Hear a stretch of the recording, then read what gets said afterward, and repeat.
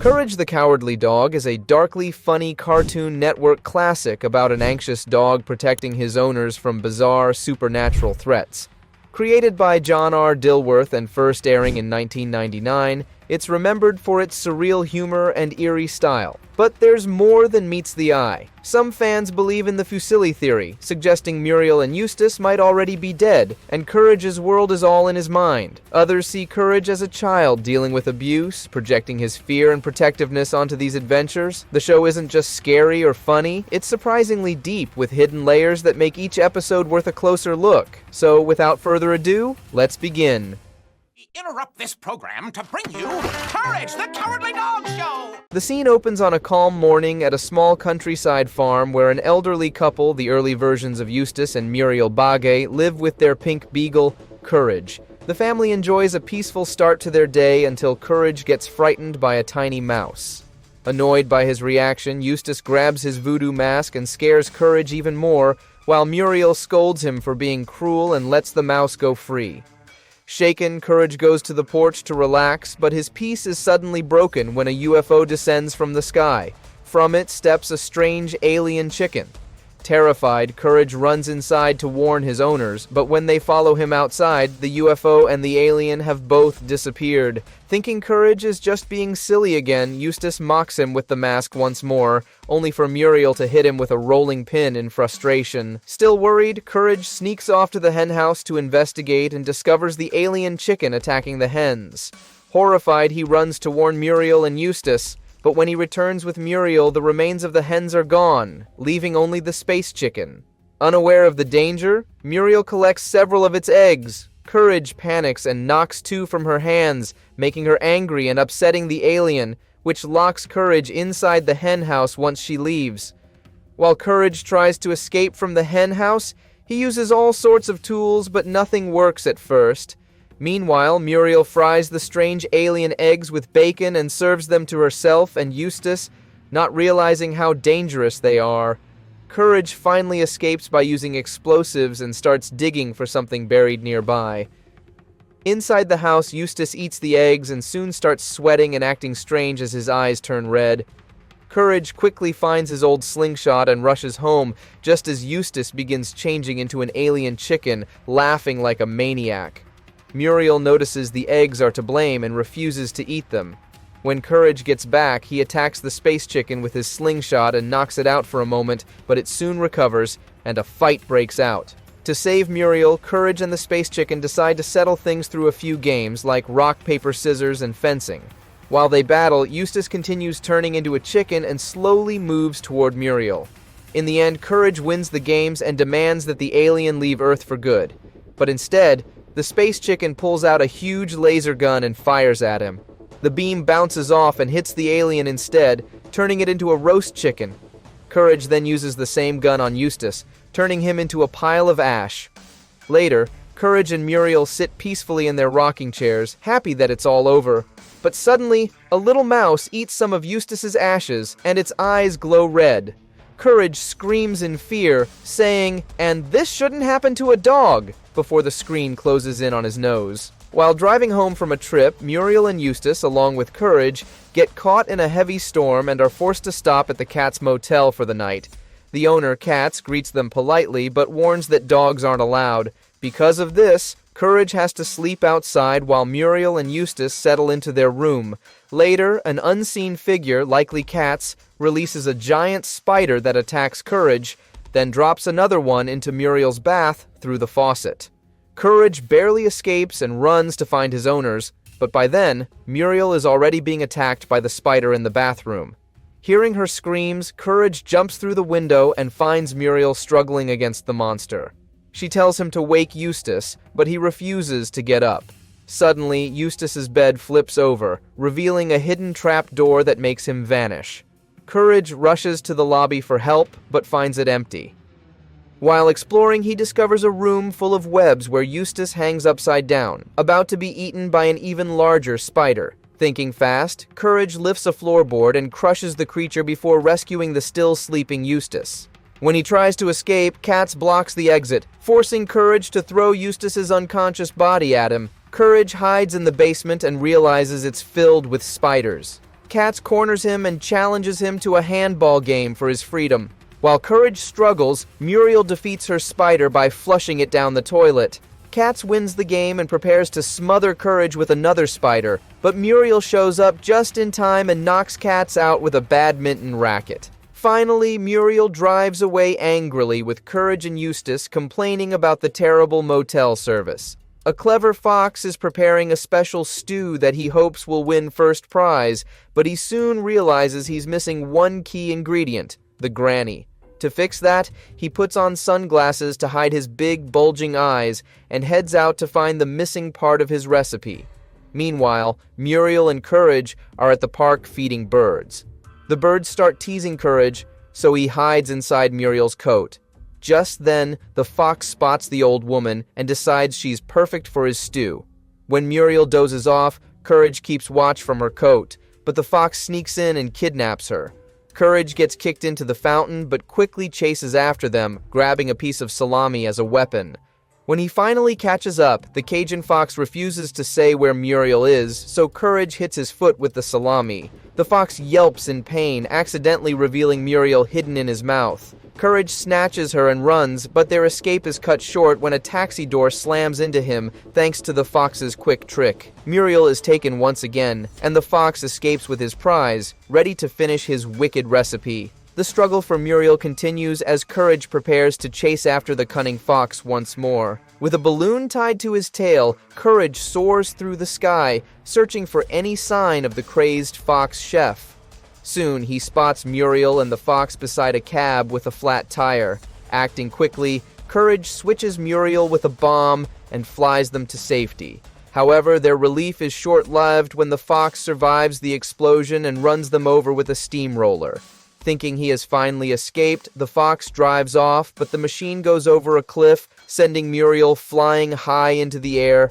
Thankfully, Courage manages to catch her before she hits the ground, but the Cajun fox appears once again and kidnaps her. Disguising himself as a casino game vendor, Courage tricks the fox into playing and rewards him with a punch in the face before escaping with Muriel.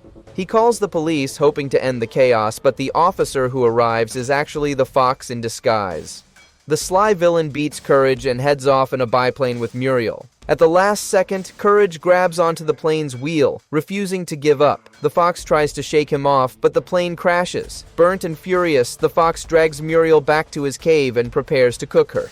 Just before the stew is ready, Courage crashes through the roof, sending the fox tumbling into the boiling pot. Muriel wakes to the smell of Cajun fox stew, while Courage sighs that he's had enough Cajun for one day. A bitter scientist obsessed with the moon fires his assistant one stormy night. Moments later, he dies unexpectedly, much to the assistant's delight. However, the scientist's shadow escapes into the world and begins haunting the people of nowhere. When lightning strikes and startles him, the frightened shadow flees into the countryside. The same thunder wakes Courage, who jumps in fear and ends up getting kicked out of bed by Eustace. As Courage wanders the dark farmhouse, the shadow arrives and terrifies him. He races to warn Muriel and Eustace, claiming there's a burglar in the house. They check, but find nothing. Frustrated, Eustace locks Courage in the attic, where the poor dog encounters the shadow again.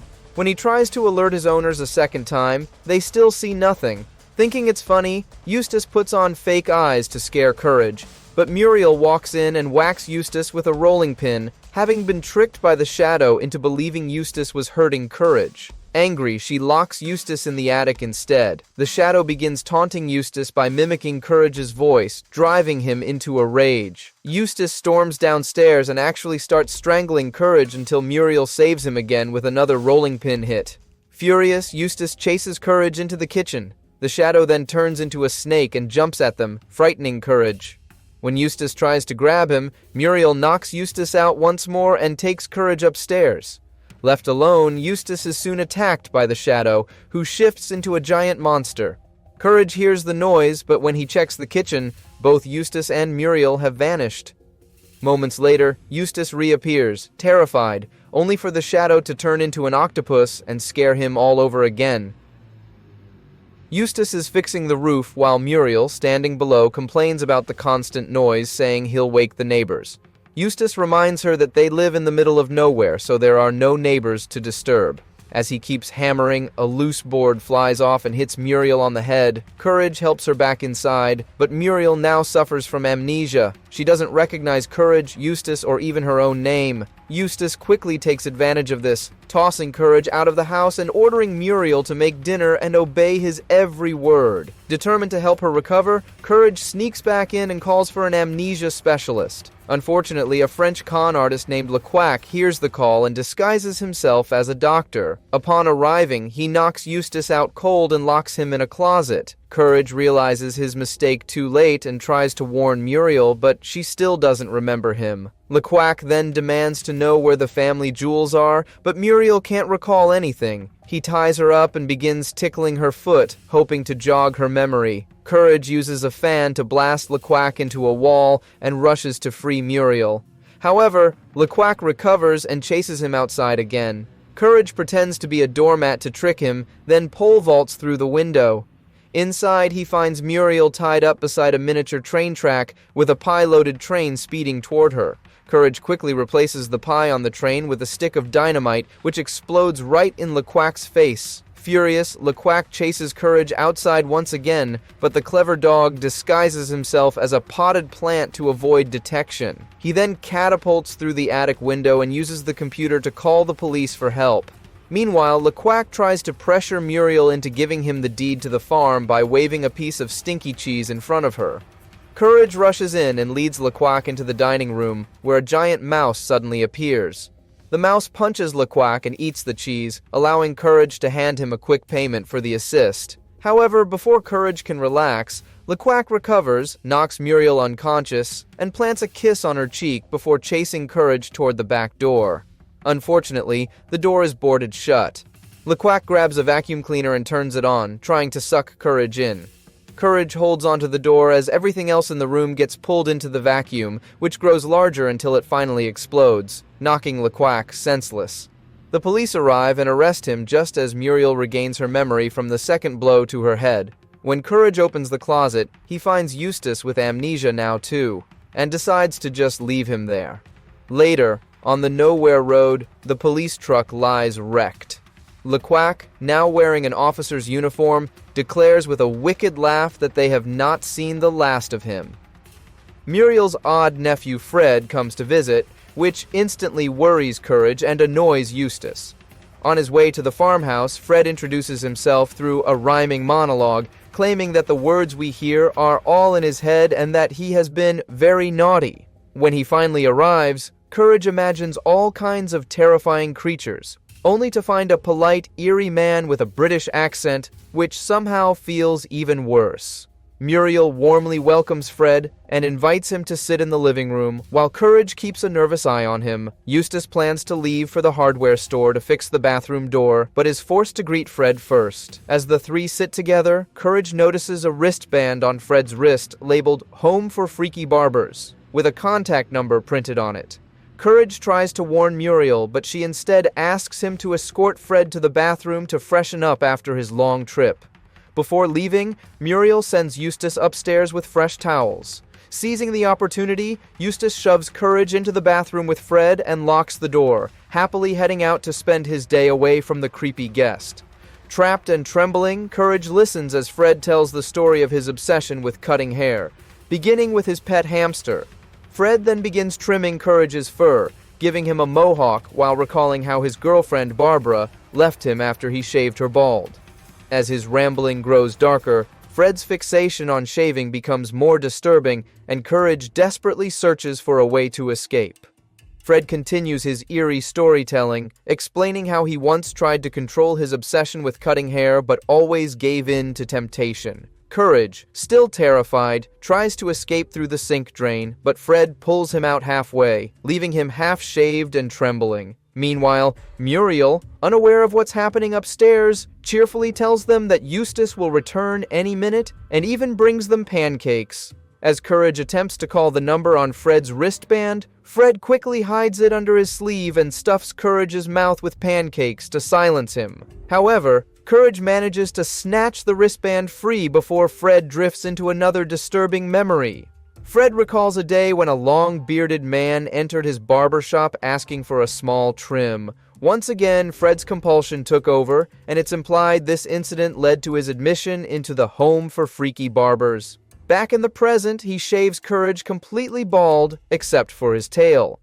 Seizing a brief moment, Courage dials the number for help. Fred, still smiling, tells Courage that shaving a tail would be weird, but Courage refuses to come closer. Soon, sirens echo outside. Fred peers out the window, realizing the orderlies have come for him. Calmly accepting his fate, he is restrained in a straitjacket and taken back to the asylum. Still smiling, Fred mentally bids farewell, while Courage is left traumatized, with love, Fred shaved onto his backside. Late one night, Courage, Muriel, and Eustace are asleep when a strange green light shines through their window. Courage wakes up thinking it's morning, only to see Muriel slowly levitating out of bed and floating toward the sky. Panicked, he rushes to wake Eustace, but the old man refuses to believe him. Courage drags him outside to prove it, yet by then, Muriel has vanished into the darkness. High above, two bickering alien ducks fit a glowing green helmet with an antenna onto Muriel's head. The device makes her sit up straight before they send her back down to bed, as if nothing happened. When Courage and Eustace return, Courage notices the strange helmet on Muriel, but Eustace only kicks him aside and goes back to sleep.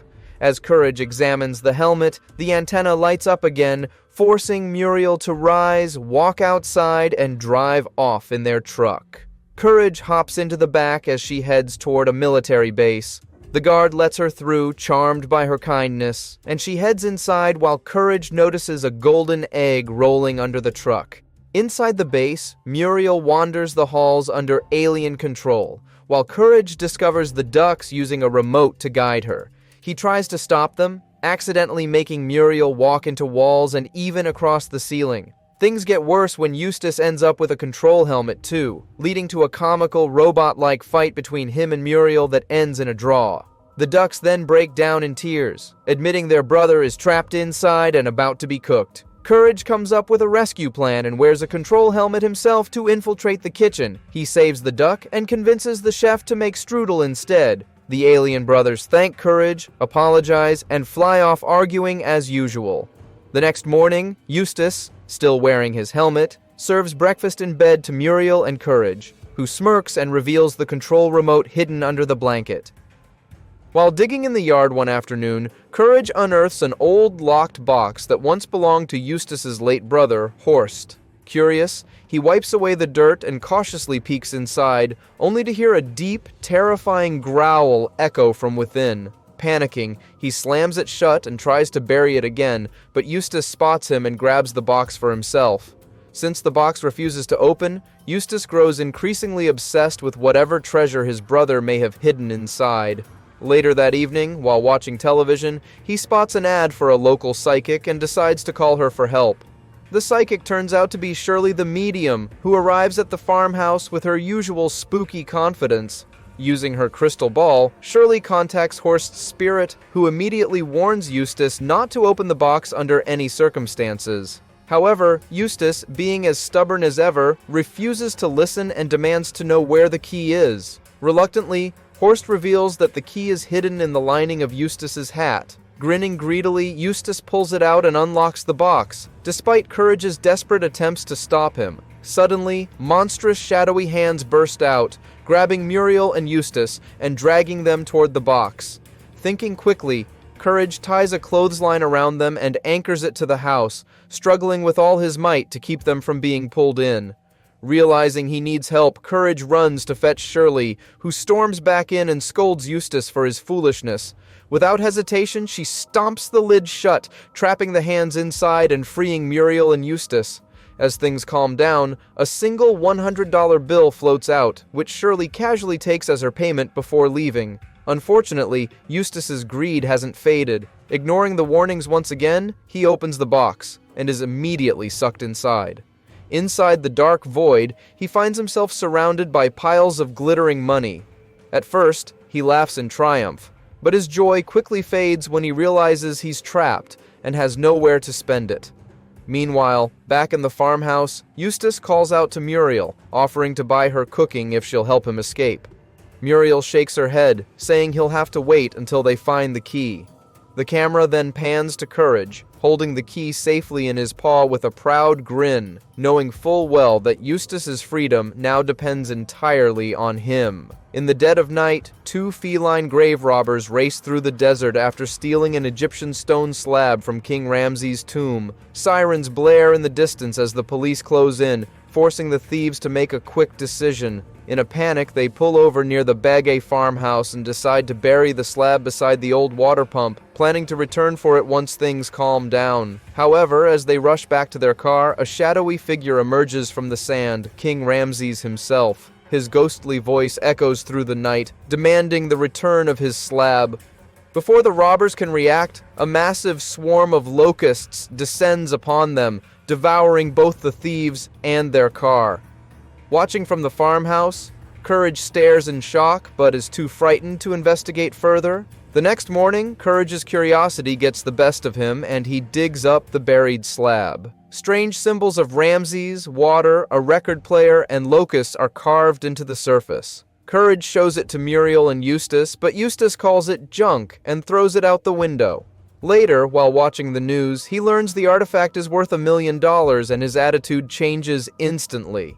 Greedy for profit, Eustace retrieves the slab and places an ad in the newspaper, ignoring Muriel's warnings. Professor Frith soon arrives, explaining that the slab must be returned to avoid a curse. Eustace, however, refuses to give it up without payment. That night, a ghostly green light floods the farmhouse as Ramses' spirit appears at the door. He commands Eustace to return the slab or face 3 plagues.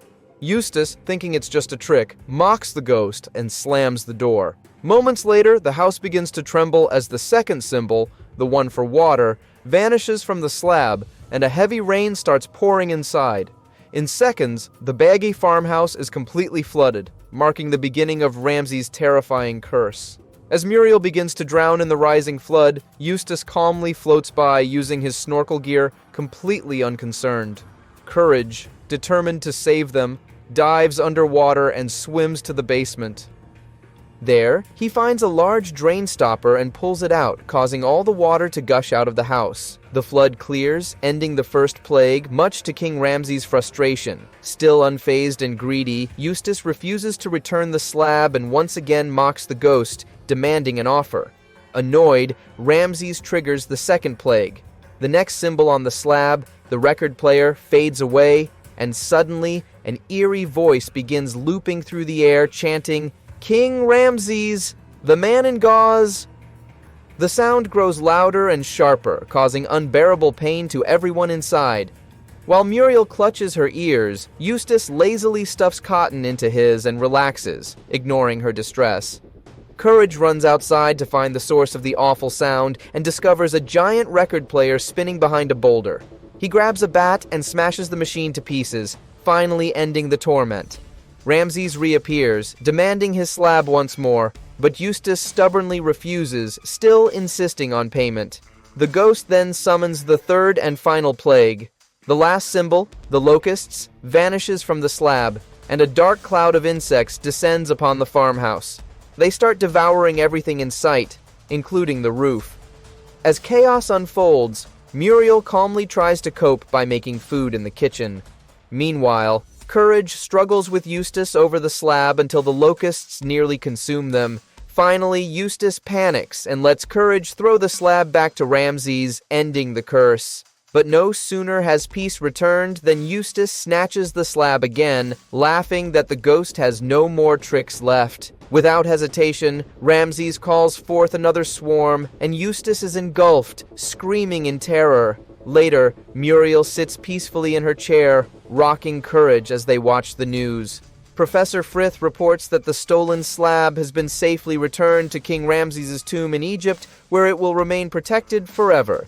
The episode ends inside the tomb, revealing that Eustace has replaced Ramses on the slab, eternally cursed to yell, "What's your offer?"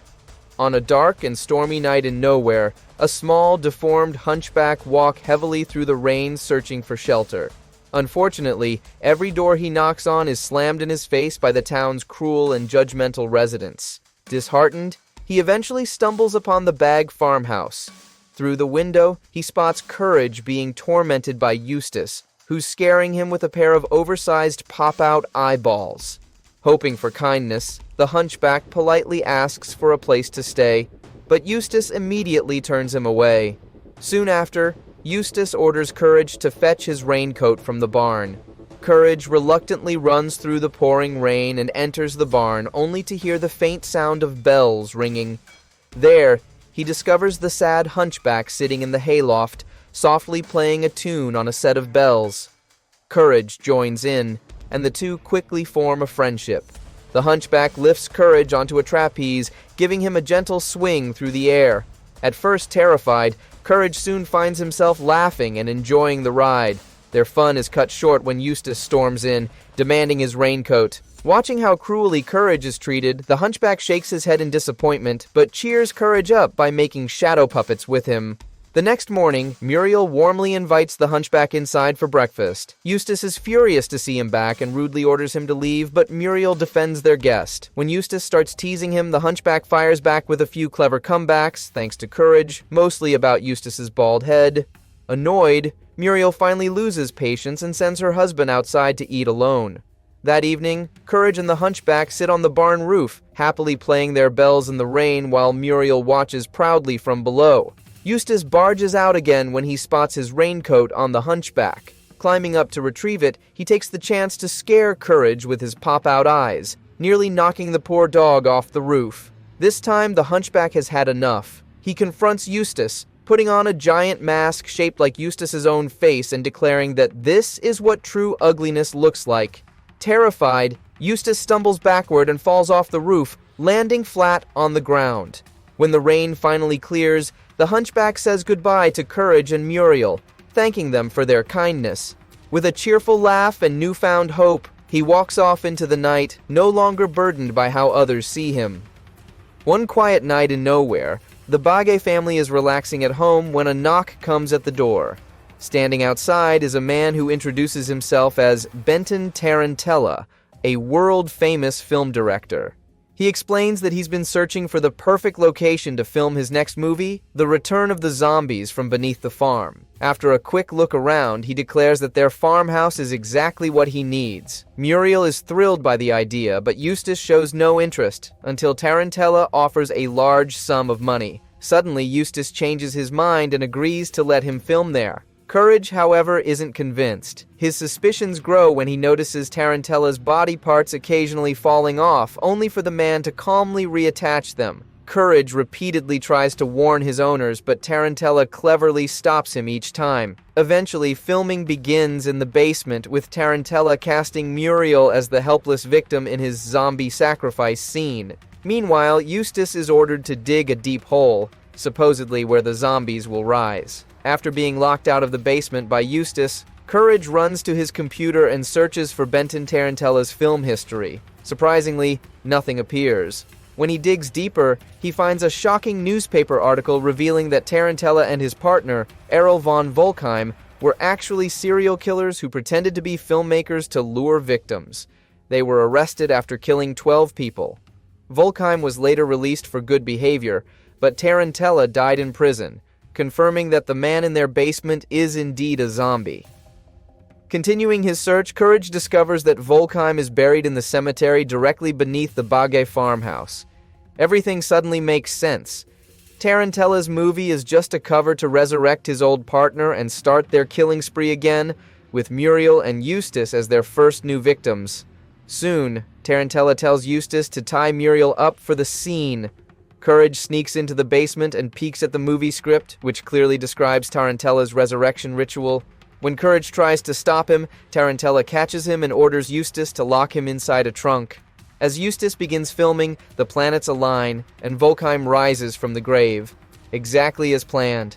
During the chaos, Courage manages to grab the script and quickly rewrites it. In the new version, the zombies must release Courage from the trunk, return to their grave, and let the dog bury them.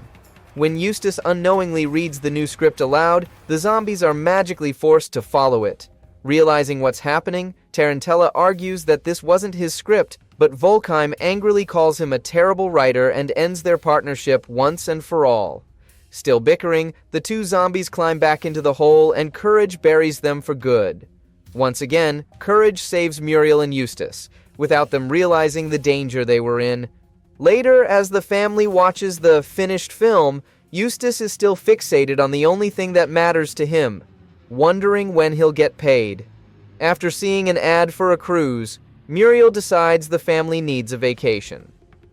Courage is excited about the idea, but Eustace refuses to leave his chair, so he brings it along. Once on the ship, Courage gets seasick and throws up into a pipe that leads to the ship's engine. This clogs the engines just as the ship heads straight toward an iceberg. Everyone panics, but luckily the ship doesn't hit it. However, right after that, a giant tidal wave crashes into the ship and pulls it underwater. When the Bagges wake up, they find themselves stranded on a tropical island. Eustace is angry that his chair is gone, while Muriel enjoys the sunny beach. Unknown to them, someone is secretly watching from the jungle. That night, Courage can't sleep because of strange mechanical noises coming from the forest, so he stays up carving coconuts to calm his nerves. The next morning, the mysterious figure reveals himself. It's Katz, who claims he owns a fancy resort called Club Katz. Muriel and Eustace believe him right away, but Courage feels something is off. Katz acts kind and offers to take them to his spa to relax. On the way there, Courage stops by a soda machine that surprisingly turns out to be the captain of their old cruise ship. The captain, now half-machine, warns Courage to leave the island immediately. Terrified, Courage runs back to tell Muriel, but his panic makes him speak nonsense, so she doesn't understand him. When they reach the spa, Katz refuses to let Courage in because of a "no dogs allowed" sign. Eustace ties Courage to a tree and goes inside with Muriel. A few moments later, loud screams echo from the building. Courage breaks free and runs inside, only to find a horrifying sight. Muriel and Eustace have been turned into machines. Muriel is now a washing machine, and Eustace is a wrecking ball. Katz forces them to fight each other in a big arena for his amusement. Thinking fast, Courage runs back to the spa and transforms himself into a small helicopter. He flies into the arena, grabs Muriel, and saves her. Meanwhile, Eustace spots Katz sitting in his chair and angrily swings his wrecking ball at him, destroying Katz's beloved seat. Katz dodges the attack, but Eustace keeps chasing him, smashing everything in sight. In his rage, he ends up destroying Club Katz, and the entire island along with it. In the end, Courage manages to rescue Muriel once again, while Katz and Eustace's fight brings the island crashing down. One hot day on the boggy farm, the family faces a drought, and their well runs completely dry. Muriel is busy preparing her famous eggplant surprise, unaware that one of the eggplants has a strange camera lens on it. Deep underground, an army of angry eggplants watches her through the lens. They're furious that Muriel has been cooking their kind and begin plotting their revenge. Meanwhile, Courage is outside digging a new well when he accidentally falls into the eggplant's underground hideout. Hidden in the shadows, he overhears their plan to rise up and destroy Muriel. Terrified, Courage rushes home and tries to warn her. He even dresses up as an eggplant to act out the situation.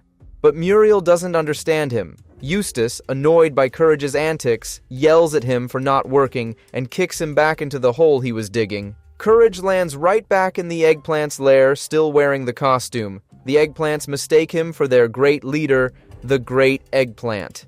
Thinking quickly, Courage uses this misunderstanding to stop them from attacking Muriel. For a moment, his plan works, but the eggplants soon notice the tag on his costume and realize he's an imposter. Calling him a spy, they tie him up and head to the surface. The eggplants capture Muriel and trap Eustace underground. While the eggplants argue over how to cook Muriel, Courage escapes and runs to his computer for help. He learns that eggplants only become violent when they lack water. Acting fast, Courage digs deep into the ground and finally finds a fresh water source. The well begins to flow again, spraying water everywhere. Once the eggplants get the water they need, they calm down and release Muriel. However, Muriel is upset when she realizes she now has too many eggplants to cook. To solve the problem, Courage enters them in a local contest instead. The eggplants win first prize, and Eustace, still half buried in the dirt, wins second place. A massive tornado hits nowhere, tearing everything apart and sucking Muriel right into the storm. The entire Bagge farmhouse is destroyed, but thankfully, Muriel survives the twister without a scratch. However, when Courage finds her, he realizes something strange has happened. The storm has turned her into a 3.5-year-old child. Courage is completely overwhelmed. He's used to Muriel being calm, kind, and gentle, not a loud, spoiled, and wild little kid who won't sit still. He tries his best to take care of her, but it's a disaster. She throws tantrums, refuses to eat his macaroni and cheese, and keeps running around the dangerous ruins of their destroyed home. Eventually, Courage reaches his limit and doesn't know what else to do. Desperate, he turns to the computer for help. The computer explains that the only way to return Muriel to normal is to throw her into another tornado that spins in the opposite direction. The problem is, Courage has to go all the way to the southern hemisphere to find one. Determined to fix everything, he packs up the toddler Muriel and flies to Sri Lanka, where tornadoes spin clockwise instead of counterclockwise. After some wild travel and a few close calls, Courage finds the right tornado. He bravely tosses little Muriel into it, and it works. She turns back into her normal elderly self, though only wearing her undergarments. Eustace then wakes up from the storm wreckage, groggily demanding his dinner, before getting knocked out again. The family finally returns home, and Muriel changes back into her usual clothes. On TV, the Nowhere newsman announces that the tornado warning is over, but now there's a new problem. A giant tidal wave rushing toward the plains. The wave sweeps up the newsman and races toward the farmhouse. In the final scene, Courage is seen surfing the tidal wave on Eustace's back while holding Muriel safely on her chair. One day, a talking alligator named the Great Fusilli drives up to the Bagay farmhouse in his colorful truck, complete with a stage setup. He introduces himself as a famous theater director and promises Muriel and Eustace a chance to become stars. Muriel is thrilled at the thought of fame, while Eustace only agrees after hearing about the money. Courage, though suspicious of the alligator, decides to go along with it to keep an eye on things.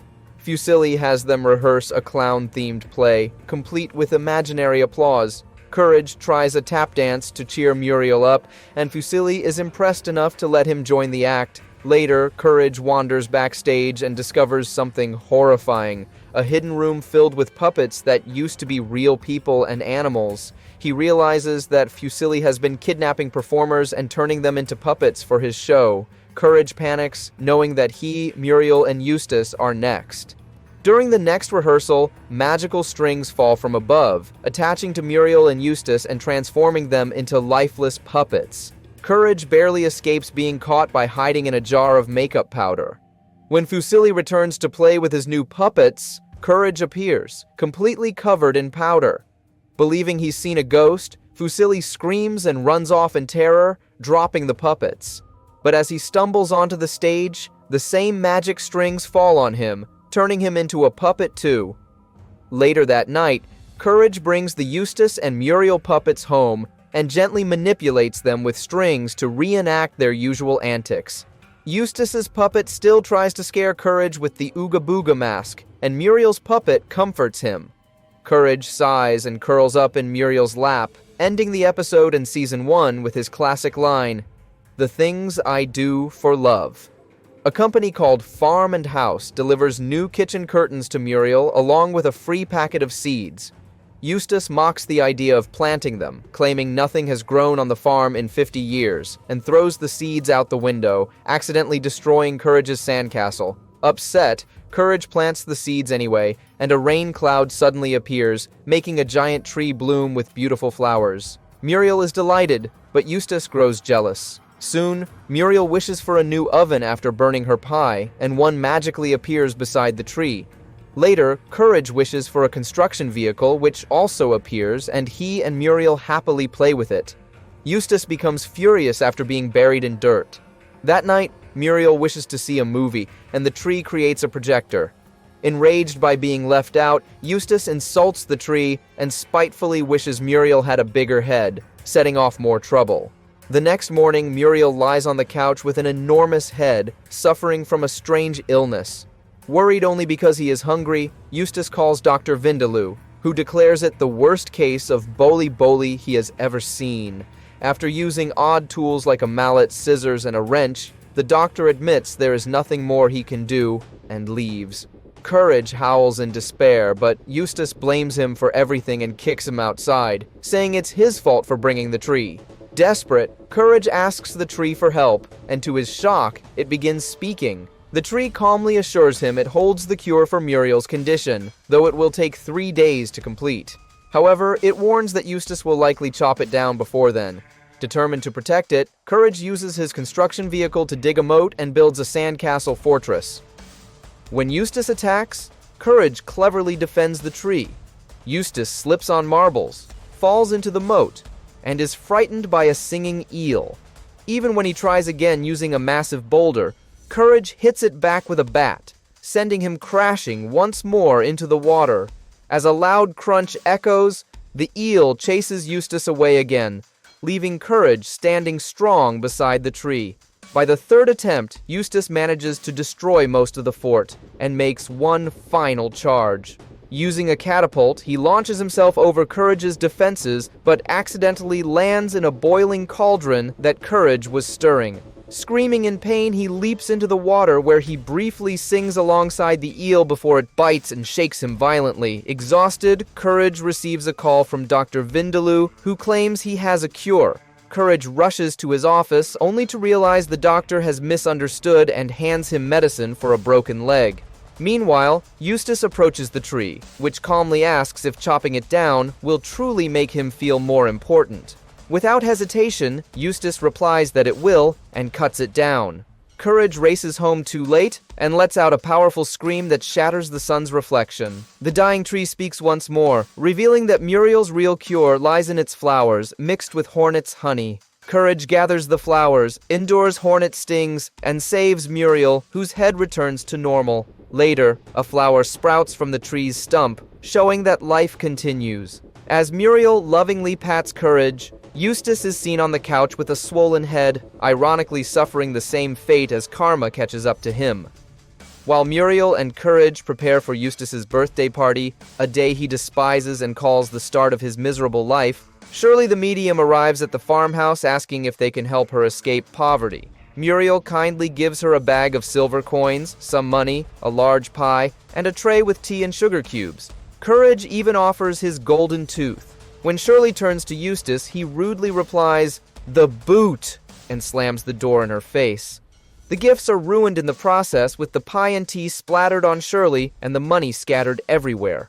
Furious and humiliated, Shirley uses her mystical saxophone to place a curse on Eustace, giving him a dark storm cloud that rains on him non-stop. However, Eustace arrogantly refuses to believe in curses. Courage tries to stop it, but Eustace keeps being cruel. He ignores his wife and dog during the party, refuses to help an old lady cross the street, and mocks others, including people outside a movie theater. With every act of rudeness, his rain cloud grows darker and heavier. At night, his curse ruins Muriel's bed, forcing her to make him sleep on the roof. Still stubborn, Eustace mutters, "No such thing as curses." Just then, lightning strikes, shocking him so badly that his glasses fall off. Without them, he becomes delusional and starts attacking harmless objects, believing they are monsters. By the next morning, Eustace's chaotic birthday begins as Dr. Vindaloo and Ma Bage arrive, the only recognizable guests. Muriel insists Eustace come down from the roof to attend, but he's still delusional. Seeing the chimney as a giant snake, he dives headfirst down it and pops out of the stove covered in soot, terrifying everyone. Courage hides behind Muriel, Dr. Vindaloo and Ma Bag flee in panic, and Muriel angrily scolds her husband. However, Eustace, still hallucinating, mistakes Muriel for a monster.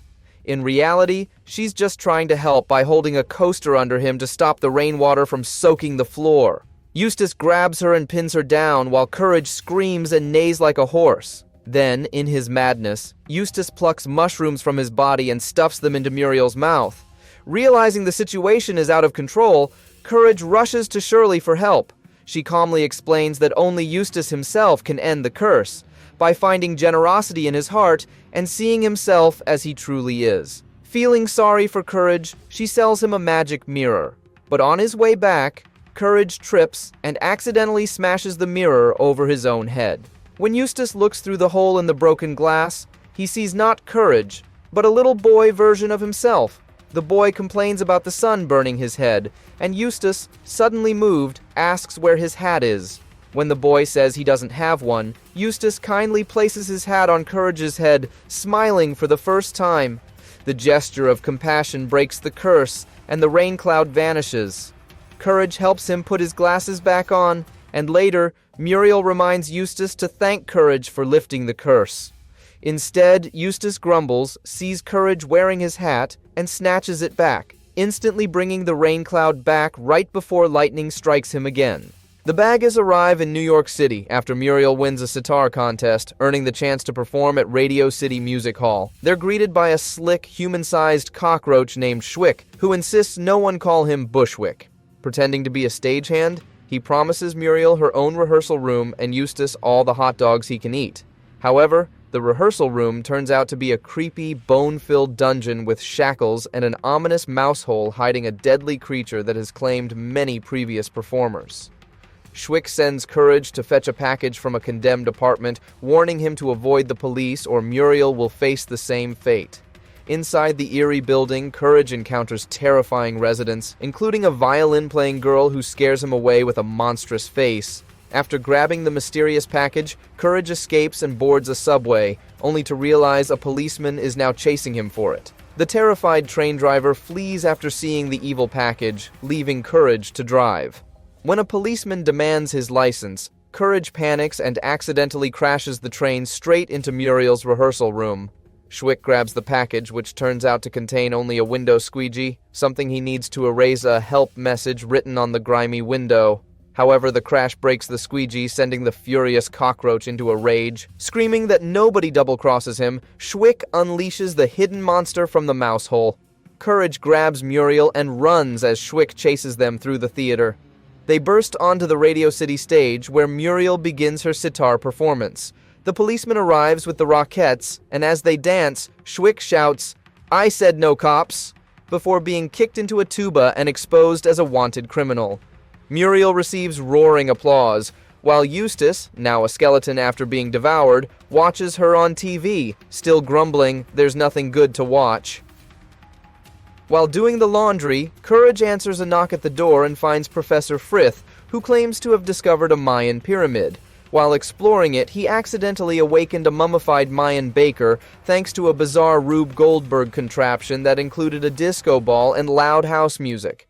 The professor explains that the mummy was once the royal baker for a Mayan princess who adored cookies. However, her greedy advisor, the Pooh-Bah, secretly sold the cookies for profit. When the baker caught him, the Pooh-Bah framed him for the theft. Furious, the princess ordered the baker's mouth sewn shut, his eyebrows plucked, and his body mummified.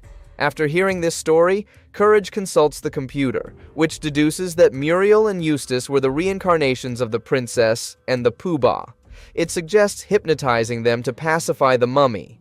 Meanwhile, the resurrected baker travels to nowhere by plane, but, annoyed by a chatty parachute lady, steals her parachute, jumps off, and hitches a ride with Dai Lung to the boggy farmhouse. When the mummy arrives, Eustace, acting as the Pooh-Bah, lies to the princess, who is really Muriel under hypnosis, claiming that the royal baker was the one who stole the cookies. To support his lie, he secretly places a sign on the mummy's back saying that he did it. Believing this, the princess angrily orders that the same punishment once given to the baker, sewing his mouth shut, plucking his eyebrows, and mummifying him, be carried out again. Before the mummy can attack, Courage quickly distracts Eustace by asking him for something to eat in exchange for money. As Eustace digs through his clothes, Courage moves him aside, revealing that he has been hiding the stolen cookies all along. Shocked, the princess changes her order and instead demands that Eustace face the punishment. Just then, Muriel apologizes to the mummy for the misunderstanding, and he peacefully returns to his pyramid. Later, Muriel mentions giving him Eustace's favorite polka-dotted blanket, sending Eustace racing to Mexico to get it back, only to end up wrapped in the mummy's old bandages, shouting in frustration. While digging in the yard, Courage discovers a shiny blue gemstone and proudly brings it home, unaware that he is being secretly watched. Inside, Muriel is busy perfecting her homemade dog food recipe. one that Eustace accidentally eats, mistaking it for dinner. Pleased with Courage's gift, Muriel turns the gem into a lovely necklace for herself. That night, strange effects begin to take hold.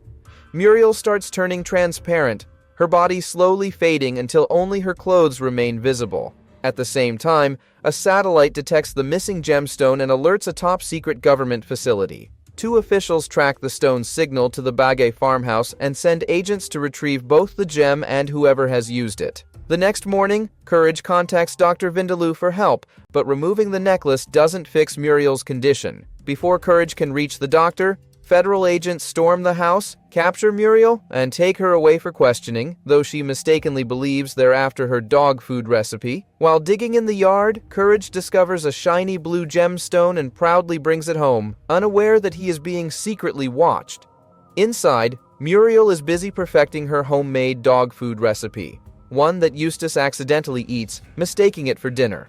Pleased with Courage's gift, Muriel turns the gem into a lovely necklace for herself. That night, strange effects begin to take hold. Muriel starts turning transparent, her body slowly fading until only her clothes remain visible. At the same time, a satellite detects the missing gemstone and alerts a top-secret government facility. 2 officials track the stone's signal to the Bagay farmhouse and send agents to retrieve both the gem and whoever has used it. The next morning, Courage contacts Dr. Vindaloo for help, but removing the necklace doesn't fix Muriel's condition. Before Courage can reach the doctor, federal agents storm the house, capture Muriel, and take her away for questioning, though she mistakenly believes they're after her dog food recipe. While digging in the yard, Courage discovers a shiny blue gemstone and proudly brings it home, unaware he's being watched. Inside, Muriel is working on her new dog food recipe, which Eustace accidentally eats, thinking it's dinner. Delighted by Courage's gift, Muriel turns the gem into a necklace. That night, Muriel starts fading until only her clothes remain visible. Meanwhile, a satellite detects the gemstone's disappearance and alerts a secret government facility. 2 officials track the signal to the Bagay farmhouse and send agents to retrieve the gem and whoever has worn it. The next day, Courage panics and calls Dr. Vindaloo for help. The doctor advises him to remove the necklace, but doing so doesn't make Muriel visible again. Before Courage can bring the stone in for testing, federal agents burst in, seize Muriel, and take her to their facility for interrogation. Muriel, however, believes they only want her dog food recipe. It is spring cleaning time at the Bagay house and dust covers everything, even Eustace's soup. Muriel complains that the broom is useless and insists that a vacuum would make the job easier. Just then, Dr. Gerbil arrives at their door, offering a free, high-powered vacuum cleaner. While the offer seems generous, his odd questions and strange behavior make it suspicious. As he distracts Muriel and Eustace with the vacuum's noise, faint cries come from inside the bag. Before they can notice, Dr. Gerbil uses the vacuum to shrink the couple and suck them inside, where they meet the lint lady. He then leaves with the vacuum, unaware that Courage is secretly following him to his underground lab. Courage sneaks in through an underground river, annoyed as Dr. Gerbil's jingle plays on repeat. Inside, the mad doctor tests his inventions on the tiny Muriel and Eustace, causing them to swell, stretch, and even explode in comical ways. After Dr. Gerbil leaves, Courage seizes the chance to rescue them, smuggling them out inside the vacuum. When the villain returns, he gives chase on a jet ski through the sewer tunnels. Courage cleverly uses the vacuum's exhaust as a motor and the suction to steer, escaping over a waterfall. Safely back home, Eustace opens his soup bowl, only to find the lint lady demanding her lint back. Outside the Bagay farm, D. Lung is busy tinkering with his newest invention, a massive magnet machine. When Courage approaches to ask what he's doing, D. Lung proudly explains that he plans to make a satellite fall from the sky using his magnet. He then shows Courage his latest creation, a transformation formula that he claims will make anyone different. Curious, Courage tries it, but instead of becoming something impressive, he mutates through several bizarre forms before finally turning into a tiny fly. D. Lung sighs, saying Courage was supposed to become a buffalo, and walks off to fix the formula. Meanwhile, his magnet actually works and pulls a satellite out of orbit, sending it plummeting straight toward the farmhouse. The general and his federal agents detect the disturbance and quickly head toward nowhere to investigate. Back at the house, Courage desperately tries to warn Muriel and Eustace, but Eustace mistakes him for an annoying pest and repeatedly tries to swat him, accidentally hitting Muriel instead. After narrowly escaping, Courage flies outside and spots an ice cream truck parked nearby. Sneaking in, he discovers that it's actually the General's mobile command center. He overhears them discussing how they plan to cover up the satellite crash, believing no one lives there. The General mentions that only someone small enough to fly into the satellite could possibly save the house. Courage quickly decides to take action and flies straight into the falling satellite, determined to save his family.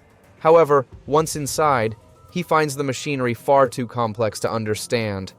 Frustrated, he flies back to the farmhouse and desperately tries again to warn Muriel by tugging on her apron, but she simply brushes him off, unaware that the tiny fly is actually Courage. Refusing to give up, Courage returns to the satellite and luckily spots a manual floating around. After flipping through it and pressing a few random buttons, he finally figures out the controls.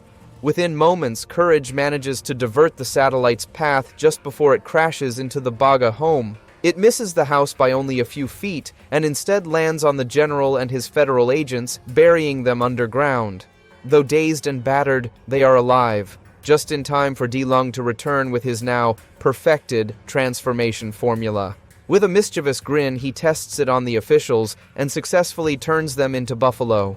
Muriel and Eustace rush outside to see the aftermath. Muriel recognizes Courage when he buzzes near her face, while Eustace, still oblivious, grabs a fly swatter and stomps back into the house. As he shrugs off Muriel's warning about the satellite, it suddenly bursts from underground, launching Eustace sky-high into orbit. When Muriel asks if Courage can bring him back, Courage sighs and sarcastically answers, "No." During a stormy night, Courage is busy typing his memoirs on the computer. Computer mocks him for being scared of everything from evil snowmen to underwater monsters. He even brags that if he could move, he'd show everyone what real courage looked like. Annoyed, Courage argues back, but eventually shuts computer down and heads to bed. However, when lightning strikes the farmhouse, a massive power surge hits, bringing all the appliances to life. Computer gets an extra jolt, grows metal tentacles, and starts moving on his own. Muriel hears the noise and sends Eustace downstairs to check. As soon as Eustace enters, Computer corners him and plugs a tentacle into his head, uploading himself into the farmer's body. Eustace, now controlled by Computer, crashes through walls and furniture before his body gives out. Deciding that Eustace is too weak, Computer turns his attention to Muriel, possessing her next. He dresses her in a flashy Evil Knievel-style jumpsuit and bursts through the wall to perform his first stunt. By morning, Eustace's detached head watches the news as Mega Muriel the Magnificent prepares to launch herself to Mars in a cannon. Courage hurries to stop her, but the cannon fires, sending them flying through space and right into Space Dino's tennis match. The alien bats them back to Earth, where Courage sees more news of Mega Muriel's next stunt, diving into the San Andreas Fault. Luckily, an earthquake saves them both, but Mega Muriel soon catches a ride on a passing plane for her next big act. Courage returns home, only to find on TV that Mega Muriel's next stunt is even crazier. She plans to ski down the side of the Empire State Building straight into an open manhole. Determined to stop her, Courage rushes to New York City and climbs to the top of the skyscraper, where he finds her already preparing for the jump. Computer, speaking through Muriel, mocks Courage again, saying that even though he's a coward, he still risks everything to save her, completely missing the real meaning of courage. As Mega Muriel begins skiing down the building, Courage grabs a bungee cord and leaps after her, trying to slow her down. However, a woman suddenly opens her apartment window and shakes out a rug, unintentionally creating a ramp that sends Mega Muriel flying through the air and straight into a power plant.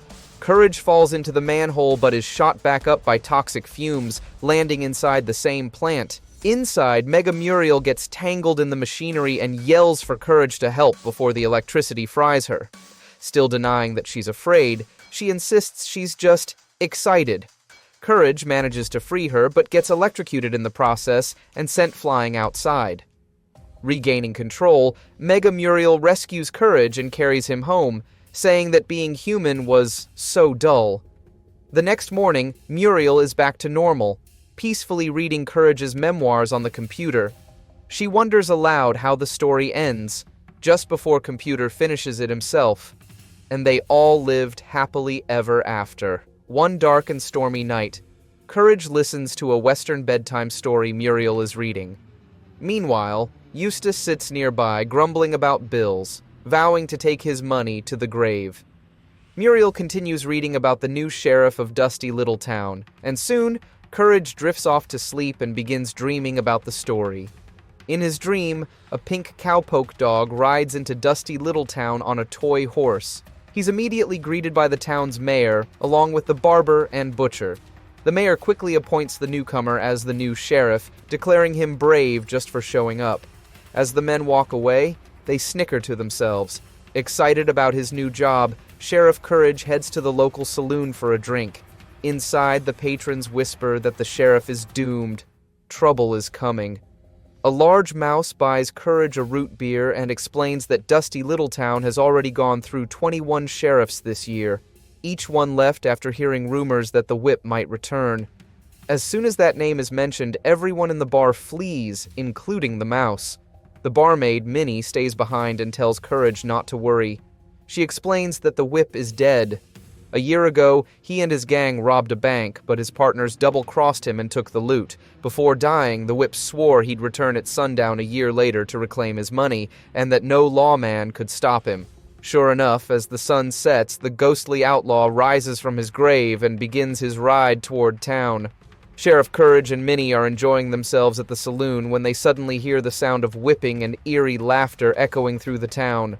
Curious but uneasy, they step outside to investigate and are met by the butcher and barber. Their clothes are ripped and a large W is scarred across their chests. Both men warn Courage and Minnie to leave town before it's too late. Ignoring the warning, the two head to the mayor's house, where they catch the whip in the middle of attacking the mayor. Courage tries to sneak away, but Minnie insists that he stay and face the outlaw. The whip demands the mayor reveal where the stolen money is hidden. Trembling, the mayor confesses that it's locked in a safe behind a portrait of Minnie. Enraged, the whip assumes Minnie belongs to him. He grabs the money but spots Courage and Minnie spying on him. Accusing the sheriff of stealing his woman, the whip lashes Courage so hard that his fur comes off. Terrified, Courage runs off while the outlaw ties Minnie up. Just as the whip prepares to ride off with her, a pink courier dog arrives and delivers a mysterious present. While the whip's distracted, Courage rescues Minnie. The package opens to reveal a painted bullseye under the whip's feet, right as a bomber flies overhead and drops a piano, flattening the villain and sending him back to his grave. The townspeople cheer for their brave sheriff. Back in reality, Muriel gently wakes Courage, finishing the bedtime story. However, the whip suddenly appears beside them, declaring that the story isn't over yet. Courage screams in horror, but then calms down, tips his cowboy hat, and says playfully, "Well, here we go again, partner," before letting out a horse-like neigh. While driving down a lonely road, Courage, Muriel, and Eustace accidentally hit a large insect dressed in a suit and top hat. The polite bug introduces himself as a Jeeves weevil, also known as a butler bug, and Muriel invites him to dinner as an apology. During dessert, the weevil impresses everyone with his manners, but shocks them when he sucks up an entire watermelon using his proboscis. Later, he gives Eustace a massage, but secretly drinks from him, leaving him frail and exhausted. That night, Courage catches the weevil lurking outside Muriel's bathroom, and later sees him hanging from the ceiling, drinking from someone unseen. The next morning, Eustace is smaller than before. When Muriel sends him outside for fresh air, Courage follows, only to find Eustace so shriveled he turns to dust in the wind. Horrified, Courage sweeps the remains into a bag and runs inside to show Muriel. Courage walks in to find the weevil massaging Muriel's shoulders while secretly drinking from her, leaving her thin and weak. Courage screams in terror, but Muriel calmly tells him not to worry and that it will be his turn next. Panicking, Courage calls an exterminator and tries to describe the bug, but the man sprays Courage instead and leaves. When Courage recovers, he finds that both Muriel and the weevil are gone. In the living room, he spots the weevil taking photos of Muriel like she's a model. Furious, Courage knocks the camera away and orders him to leave. The Weevil challenges him to an eating contest to decide who stays. They eat boiled broccoli, then rancid broccoli, and finally rancid broccoli kept between the bug's toes for a week. Courage can't stomach it and runs outside to vomit. Returning, he finds the Weevil draining Muriel dry. Courage reverses the proboscis, causing the Weevil to drain himself until he shrinks and flees. Courage restores Muriel and plants Eustace's ashes, which sprout into a flower version of him. The scene begins with the trio standing beside a wilting flower as Muriel recites a prayer to the harvest moon, asking it to fill the flower with new life. Despite her hopeful words, the flower remains lifeless on the ground. Eustace grumbles that nothing has grown on their farm in years and insists it never will. Blaming the soil, he declares he's done trying, stomps on the flower, and walks back inside to eat. Afterward, the three return to their usual routines. While Muriel is in the kitchen, she suddenly hears an eerie, echoing voice telling her to get out. Startled, she looks around but sees no one. The voice repeats, louder and angrier this time. Moments later, the kitchen bursts into chaos. Utensils rise into the air, drawers and cabinets slam open and shut, and the food itself springs to life and attacks her. Thinking fast, Courage jumps into the truck, crashes through the wall, and pulls Muriel to safety. Meanwhile, upstairs, Eustace is taking a bath when the same voice warns him to leave. Before he can react, the walls crack open as water bursts into the room, tossing him around like a rag doll. The rising flood, mixed with the bathtub's weight, becomes too much for the floor to hold. It collapses, sending the tub, and Eustace, crashing down near Muriel and Courage. The impact breaks through yet another floor, plunging all three of them straight into the basement. The Baggers look up to see a floating ghostly head glaring down at them. It is the source of the mysterious voice from before. The ghost introduces himself as the spirit of the harvest moon and tells them that they must leave the farm because nothing has grown there for years. Eustace immediately blames the soil again, but the spirit corrects him, explaining that the problem isn't the soil. It's their lack of respect for the land. He warns them that if they don't grow a single plant by midnight, they'll be forced to leave the farm forever. Eustace stubbornly refuses to plant anything or move out, and the spirit warns that there will be consequences for his defiance. While Eustace keeps arguing with the ghost and Muriel, Courage rushes to the dying flower, determined to save it. Courage tries everything he can think of to bring the flower to life, but nothing works. When midnight arrives, the ghost locks Muriel and Eustace in the basement, where the temperature quickly rises to unbearable levels. Everything begins melting from the heat. Desperate, Courage remembers a leaking pipe and runs to get water for the flower, but when he breaks it open, only dry sand pours out. Then, noticing Eustace sweating, he holds the flower under the drops of sweat. Miraculously, the flower bursts to life, and the basement doors swing open as the heat fades away. The spirit reappears, saying that Eustace has finally learned what it means to be a true farmer. He has grown more than just a plant. Eustace, however, proudly declares that he can now sell his crops for money. Shirley is doing some spring cleaning in her wagon, sorting through old junk to throw away. While rummaging through a dusty trunk, she comes across a Velvet Vic record. Calling it big junk, she tosses it out the window. Coincidentally, Eustace is driving down the road in his truck, happily listening to a Velvet Vic song until his radio suddenly stops working. The record Shirley threw hits him square on the head, wrecking his truck. Despite the crash, Eustace is thrilled to find an original Velvet Vic record lying beside him. Excited, he rushes home to play it on the phonograph. Courage instantly gets annoyed by the music. However, he soon notices something strange. The spirit of Velvet Vic begins floating out of the record player. Courage quickly stops it, forcing the ghostly figure back in. Eustace, unaware, plays the record again, and this time Vic fully emerges, sitting at the piano and playing live music. Muriel, busy making sandwiches in the kitchen, hears the tune and joins in, saying she used to play piano too. When she sits down to play, Vic's spirit suddenly stops, floats back, and smashes the record. He declares he's going back on the road for concerts and lures Eustace along with promises of fame and fortune. As Eustace and Velvet Vic drive away, Courage stays behind to repair the broken record. He tapes the pieces together and plays it, but to his horror, Muriel's ghostly form appears cracked and distorted. Courage quickly stops it, sending her spirit back into the record player. Determined to save her, Courage takes the damaged record to Dr. Vindaloo, who copies it onto a new disc. However, when Courage plays the new version, Muriel emerges with two heads since the disc had a flip side. Terrified, Courage grabs the old record and runs out. Meanwhile, Velvet Vic prepares for a comeback concert with Eustace selling tickets. Shirley, nearby selling her old junk, spots Vic's poster and realizes what's going on. When Courage tries to warn Eustace, he gets tossed away and crashes near Shirley. She tells him no magic can fix the shattered record and advises him to go digital.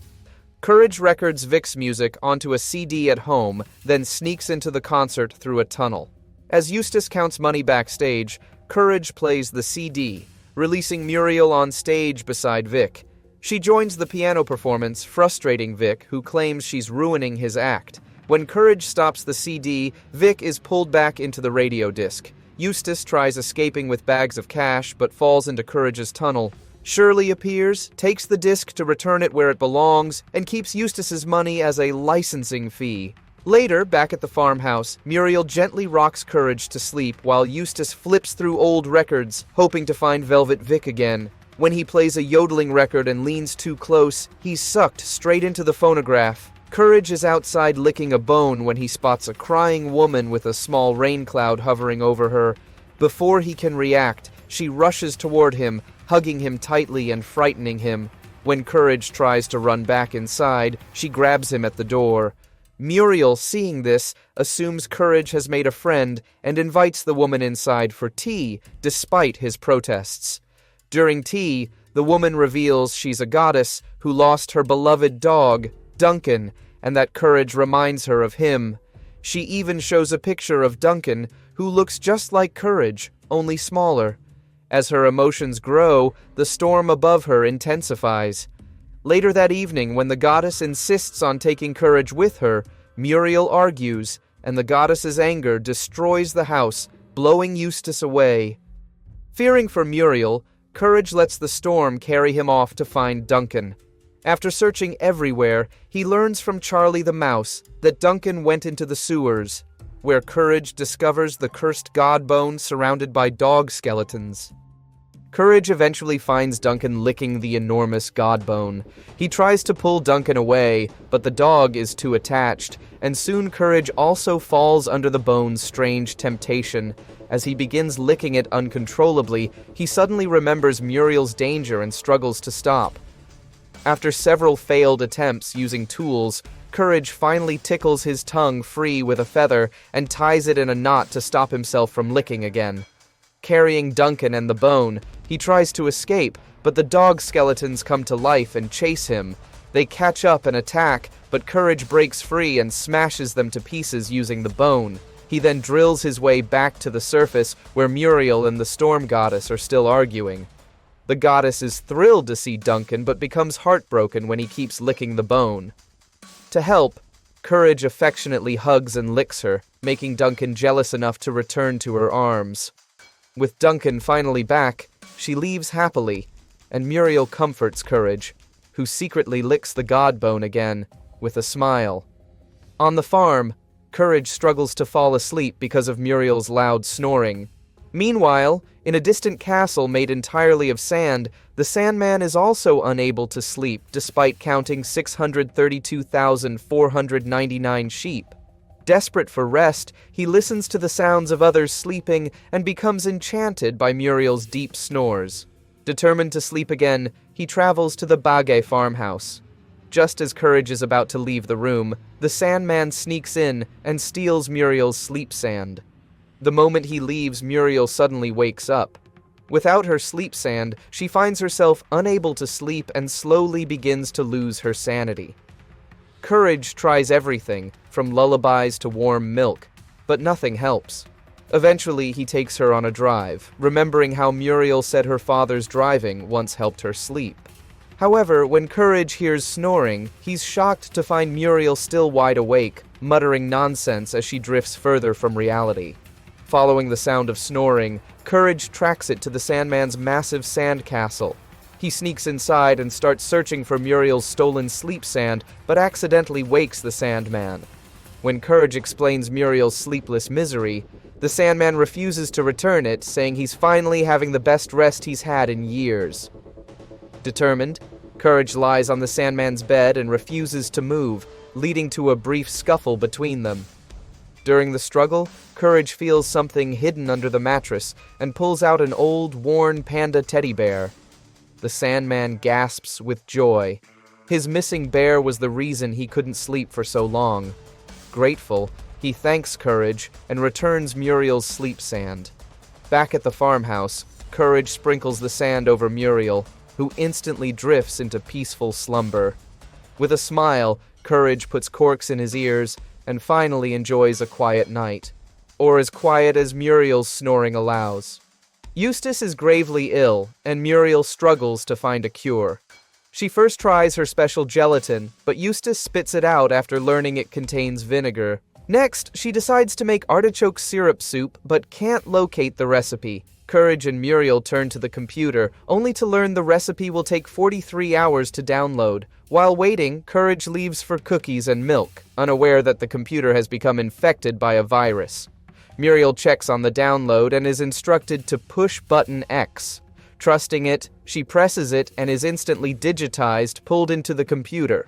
Courage walks in and witnesses the disaster, devastated. Using a scanner, he enters the digital world to rescue her. The scene shifts to CGI, showing Courage in a large reflective room where mirrors distort him into a muscled dog, a giant-headed version, and a chicken-like figure, heightening his fear. As he reaches the exit toward Muriel, the hard drive virus appears and seizes her, escalating the danger. While searching for Muriel, Courage is attacked by a flying iron mouth and a snake-like computer mouse. He narrowly escapes into the room where Muriel is held by the hard drive virus, noticing she is very ill. The virus summons a ram that shatters Courage into pieces and several small mechanical creatures to finish him, but Courage reforms himself into a massive mace and destroys them. The virus then brings forth Bill, the computer hard drive, which attacks Courage with its sharp back. Cornered, Courage shapeshifts into a soda and sprays Bill, incapacitating it. Muriel asks the virus if he's tried artichoke syrup soup. He says he has, but it failed. Courage offers Muriel's gelatin containing vinegar, the virus's favorite. Using the telephone line, Courage retrieves the gelatin from the bedside table by Eustace. The gelatin revives the virus, who can breathe and laugh again. With the computer free from the virus, Muriel and Courage return to the real world. Eustace recovers thanks to the soup, though he grimaces when he learns it contains vinegar, while Courage laughs hysterically in hard drive form. Eustace still demands food inside the house, ignoring Muriel's scolding. As he watches TV, a cabbage appears on the screen. Excited, Eustace reaches for it, but the cabbage jumps out, smells his foot, and tries to bite it off. He manages to pull free but loses his shoe to the cabbage's sharp teeth. The aggressive cabbage begins chasing him as other vegetables sprout and invade the house. Muriel and Eustace rush upstairs to hide in the attic while Courage tries to fight back, even attempting to get a cow to eat the plants. When his plans fail, he flees to the attic. Cornered by the rampaging vegetables, Courage remembers the cabbage liked the smell of Eustace's foot. He wrings the sweat from Eustace's sock into a flit gun and sprays it on the plants. The vegetables become obsessed with the scent and turn on each other, reducing themselves to mush. Eustace gleefully devours the remains, grows fat, and falls through the floor while demanding more food. Muriel, Eustace, and Courage arrive home to find everything blanketed in snow.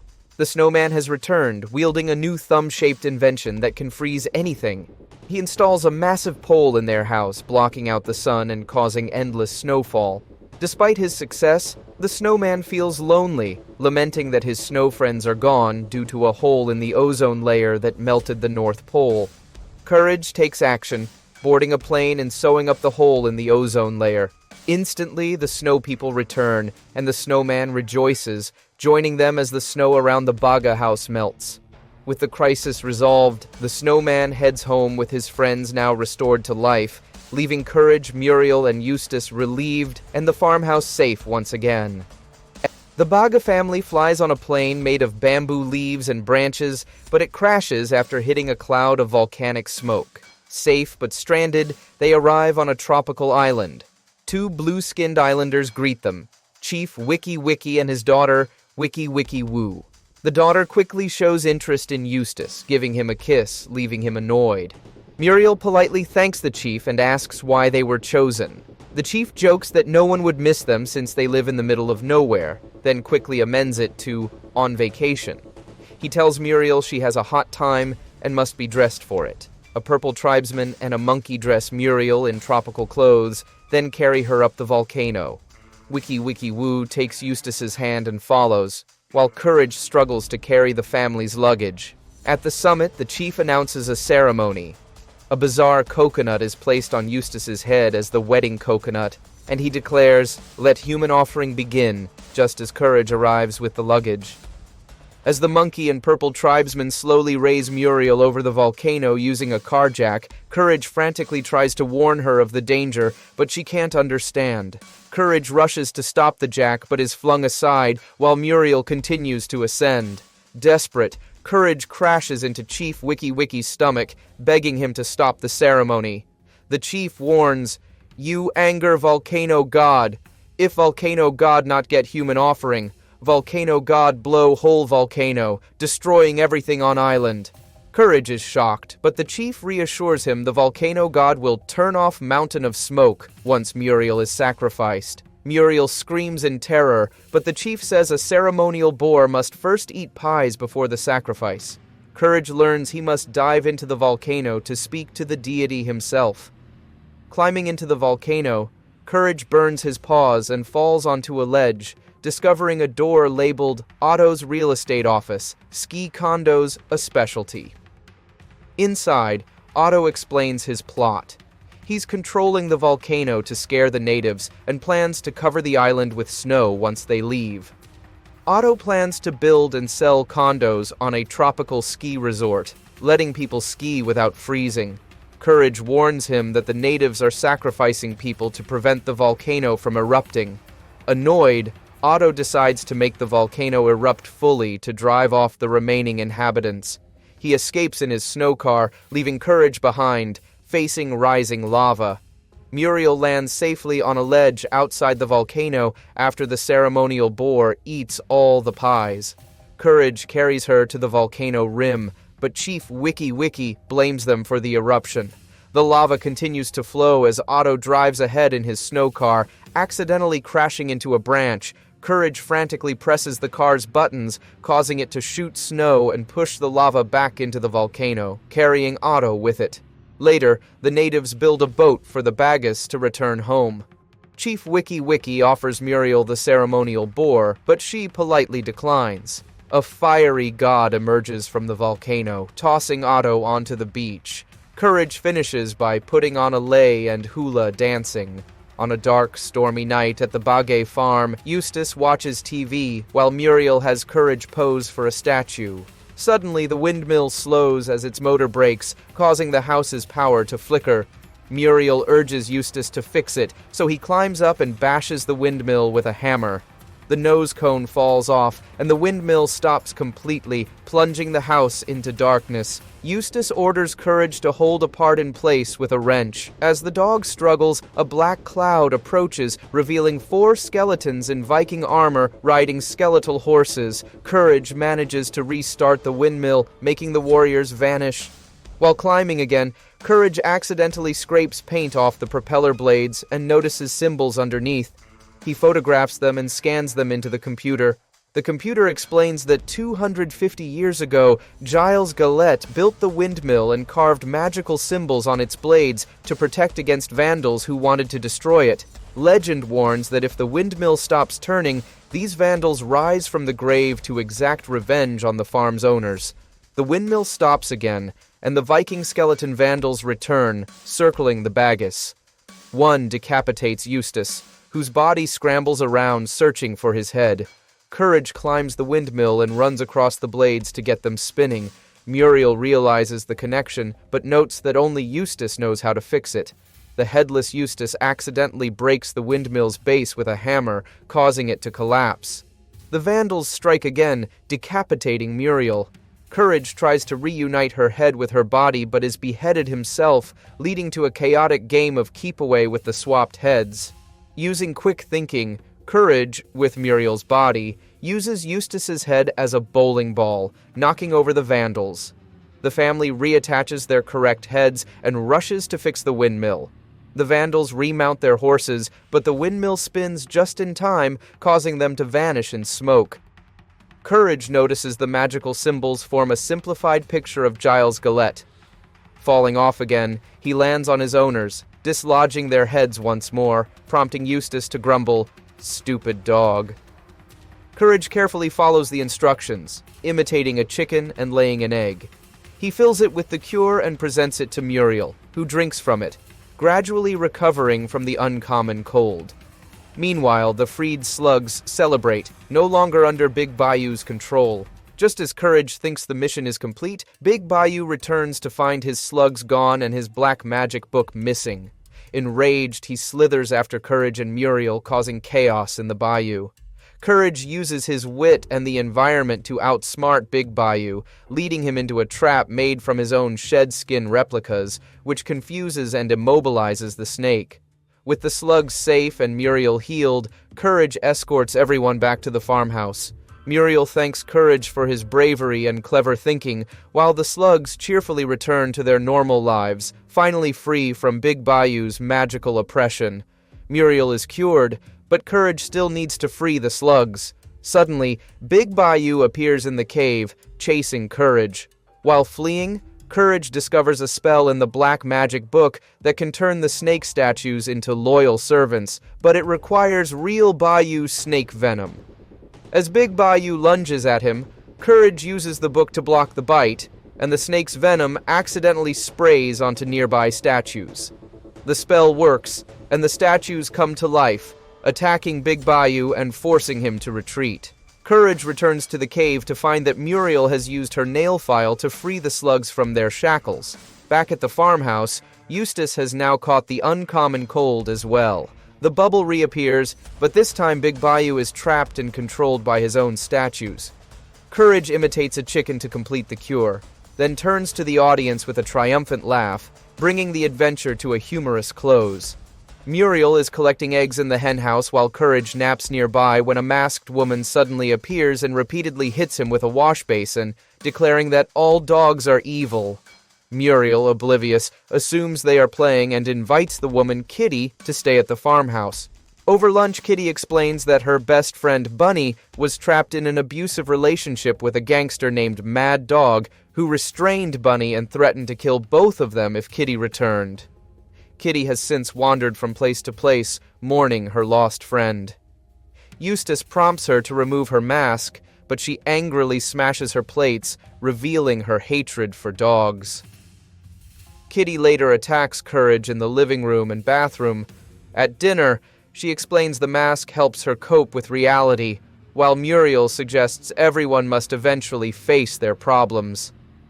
Kitty points out Muriel's sweet habits and Eustace's incompetence, showing her blunt honesty. At night, Courage discovers Kitty's toy mouse from Bunny, and, horrified that Kitty is actually a cat, becomes convinced the mask is evil.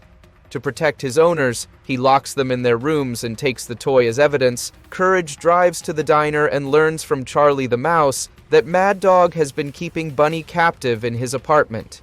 Meanwhile, Muriel, Eustace, and Kitty struggle to escape their locked rooms. Muriel and Eustace argue over Kitty's criticisms, and Eustace nearly sets off a pile of explosives before Muriel gives him a bobby pin to unlock the door.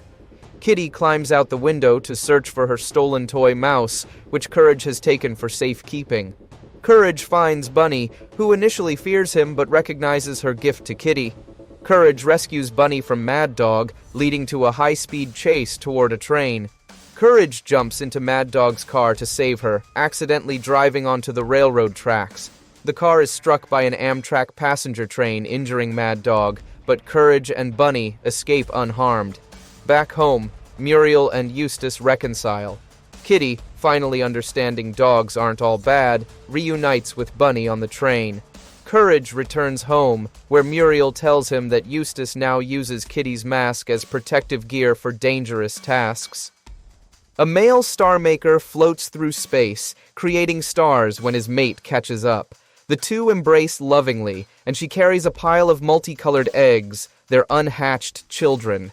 Suddenly, a giant space whale appears, threatening to devour them.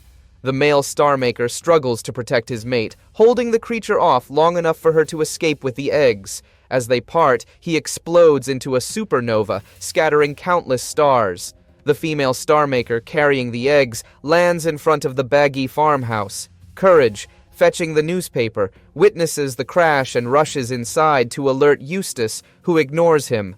Courage then leads Muriel outside, where she initially fears the giant squid, but warms up after the star maker creates a dazzling four-pointed star. Eustace angrily calls the creature a big, ugly slug, but Muriel defends her, noting her condition and learning from the squid that she came from the sky. Courage's star demonstration helps Muriel realize the star maker's cosmic origins. Before they can enjoy the moment, military trucks arrive from the secret department of space squids. The general offers Eustace $1 million for turning in the squid, while Muriel refuses to leave her side, prompting the agents to arrest her for insubordination. The trucks transform into a government research facility, separating the mother star maker from her eggs. The general rollerblades off, leaving the squid in the hands of two scientists. Courage rushes to help, but Muriel insists he save the mother, who is weakening. Without her eggs, the Star Maker's species will face extinction. Courage sneaks into the lab, evades agents, and frees the baby Star Makers from their tank, taking down a guard in the process.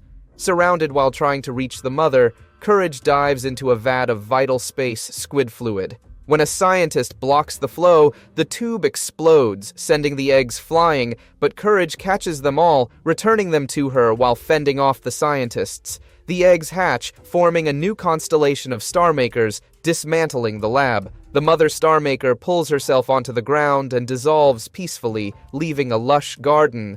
The general warns Muriel and Courage to stay silent, then launches Eustace into space with experimental rocket fuel, creating a constellation of his face shouting, "You stupid dog!" When Muriel knits a blanket for Courage, Eustace grows jealous and plots to get rid of the dog.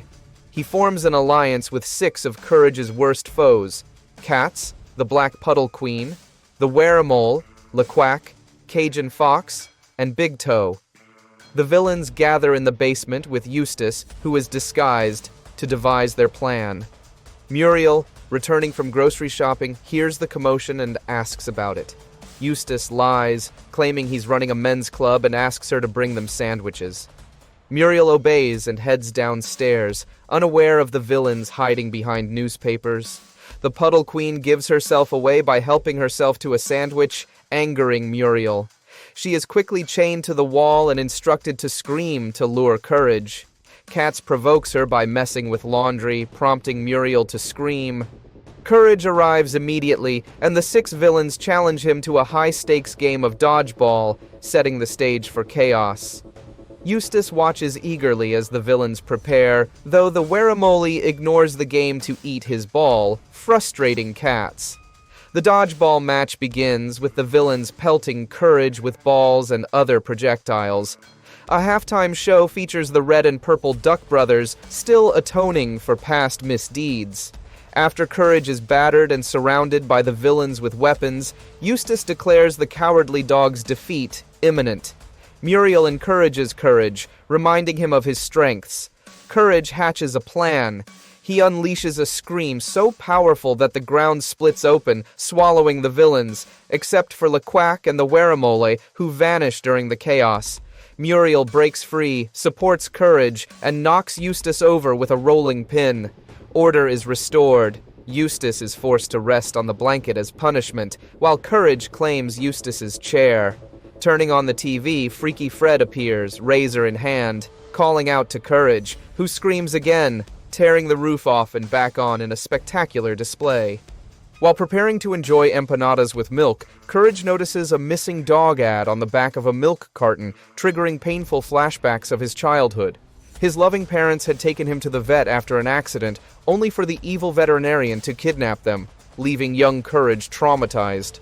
Lost in memories, he ignores his empanadas, allowing Eustace to greedily claim them. Concerned, Muriel decides to take Courage to the vet, unaware that it's the same villain from his past. Flashbacks reveal young Courage following the vet to a secret lab and then to a rocket launch pad where his parents are trapped. In the present, the evil vet recognizes Courage and lures him into a net, activating the rocket's launch sequence and trapping him inside. Muriel and Eustace arrive, only to be captured as well. Courage desperately searches for a way to stop the launch, diving into a garbage chute at the last second, narrowly avoiding the vet while witnessing his parents soar into space, leaving him heartbroken. With the evil vet stunned by Courage's piercing scream, the dog seizes the moment to leap at the rocket's door. Using all his strength, he forces it open just as the countdown nears 0. Muriel and Eustace tumble out, shaken but unharmed, and Courage quickly pulls them to safety. The evil vet, still dazed from the scream, stumbles backward and crashes into a pile of crates, leaving him incapacitated. Courage then rounds up his family and dashes away from the launch pad as the rocket ignites, shooting into the sky without them. From a safe distance, Courage watches the rocket soar into space, his heart heavy with memories of his parents' fate, but relieved that Muriel and Eustace are safe. Though the evil vet's plan failed again, Courage remains vigilant, ready to protect his family no matter what danger comes next. With the evil vet dazed and reeling, Courage seizes the perfect opportunity to take control. He snatches the rocket door key from the vet's pocket and swiftly unlocks the hatch, freeing Muriel and Eustace just in time. Courage tosses them into a nearby storage bin for safety, narrowly avoiding the vet's desperate grasp. As the countdown ticks closer to 0, Courage uses the rocket's heavy door to strike the vet, stunning him. In one final heroic move, Courage shoves the villain into his own rocket, slamming the door shut. The countdown reaches its climax, and the rocket ignites, propelling the evil vet into space. Courage, Muriel, and Eustace watch in awe and relief as the villain is finally removed from their lives. With danger vanquished, the family reunites, and Courage basks in Muriel's comforting presence, knowing he has once again saved his loved ones from certain peril. The trio watches in relief as the rocket soars, taking the evil vet far from their lives. Muriel thanks Courage warmly, praising his bravery and quick thinking for saving them from a terrifying space ordeal. Eustace, grumbling as always, refuses to let Courage sit at the table, maintaining his usual cantankerous attitude. A flashback shows a young Courage abandoned in a dark alley near the launch pad, trembling and alone. Muriel discovers the frightened puppy and names him Courage, recognizing his brave heart and offering him a loving home. Back in the present, Courage and Muriel sit together on the porch, enjoying each other's company while Eustace eats grumpily nearby. The evil vet crash lands on a distant planet, only to find his breeding experiments failed. Surrounded by angry dogs, including Courage's parents, the vet laughs nervously before being mauled off screen, marking the end of his reign of cruelty. Courage, feeling increasingly discouraged, watches as the perfectionist continues her strict training. She tells him that perfection requires not only skill, but absolute focus, patience, and obedience. Next, she puts Courage to a test of agility, having him jump through hoops and balance on narrow beams while carrying fragile objects. Despite his best efforts, Courage tumbles and drops several items, earning another harsh scolding. The perfectionist then demands that Courage react perfectly to unexpected challenges. She throws water balloons, opens doors with surprising obstacles, and even sets small traps, expecting flawless responses each time. Courage tries, slipping, dodging, and improvising, but inevitably fails in some small way. Tearfully, he retreats to a corner, overwhelmed. Muriel, noticing his distress but unable to see the perfectionist, comforts Courage with soft words and reassurances, reminding him that doing his best is more important than being perfect.